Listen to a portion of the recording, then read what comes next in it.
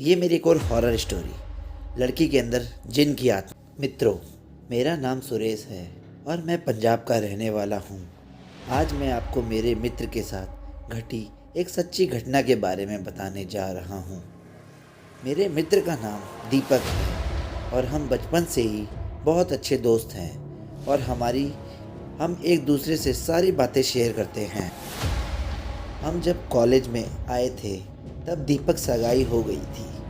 वो उसकी मंगेतर से, जिसका नाम हीना था, उससे प्यार करता था और वो दोनों रात भर मोबाइल पर बातें करते थे। एक दिन की बात है, उसने मुझे बताया कि वो उसकी मंगेतर से रात को बात कर रहा था। दीपक ने उसकी मंगेतर को मिलने के लिए बोला तो उसकी मंगेतर बदली हुई आवाज़ में बोली, तू ज़्यादा मत बोल वरना तेरे को वहीं दफन कर दूंगी। दीपक एक बार तो ये सुनकर चौंक गया और फिर सोचा वो शायद मजाक कर रही हो। फिर दीपक भी उसको मजाक में बोला, क्या कर लेगी तू मेरा मेरा चल देखते हैं। तो वो फिर बोली, आज रात देख तेरे साथ क्या होता है। यह कहकर उसने मोबाइल रख दिया।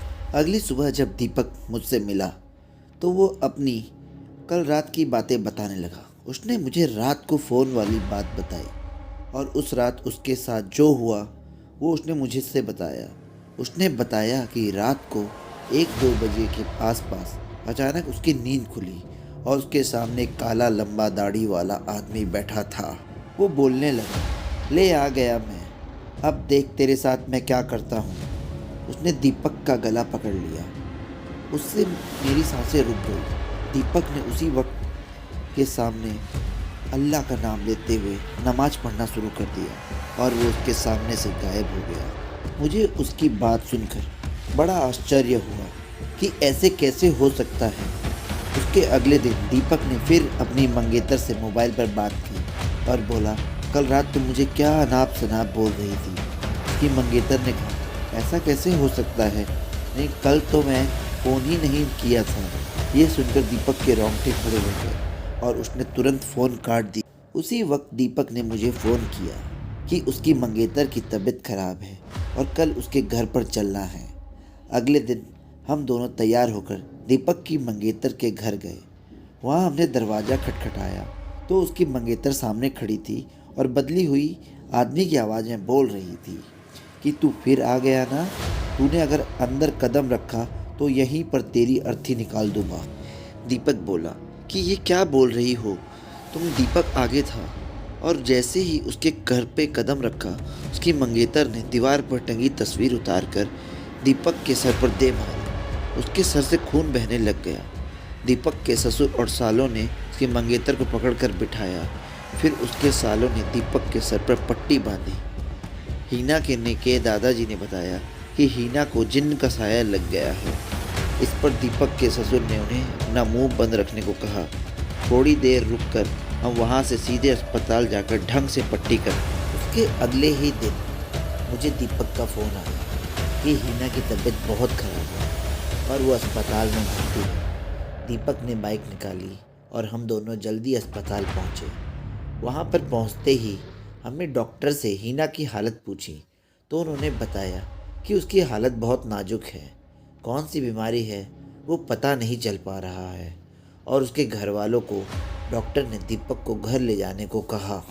सभी हैरान थे कि ऐसी क्या बीमारी है जिसका इलाज डॉक्टर के पास भी नहीं है। फिर उसके घर वाले हीना को घर ले आए।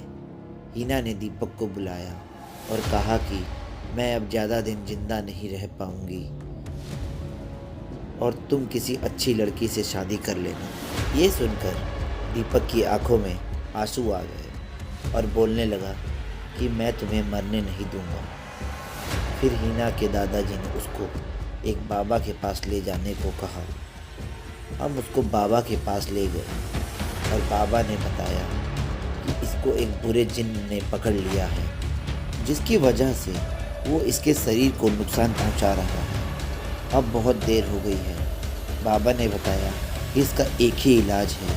यहाँ से 100 किलोमीटर दूर एक दरगाह है, वहाँ इसका इलाज हो सकता है। और बाबा ने बताया कि इसके साथ वही इंसान जाएगा जिसे वो सबसे ज़्यादा चाहती है।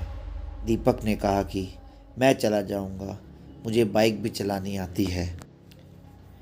रात के 2 बजे दीपक और हिना दोनों बाइक पर निकल पड़े, लेकिन आधे घंटे बाद किसी का फ़ोन आया कि दीपक और हिना का एक्सीडेंट हो गया है और वे मारे गए हैं। ये सुनकर मेरा रो रो कर बुरा हाल हो गया। मेरा सबसे करीबी दोस्त अब इस दुनिया में नहीं रहा। आपको स्टोरी कैसी लगी कृपया कमेंट करके ज़रूर बताएं, और ऐसी और कहानी सुनने के लिए चैनल को सब्सक्राइब करना ना भूलें। चैनल का नाम सूर्या 1544।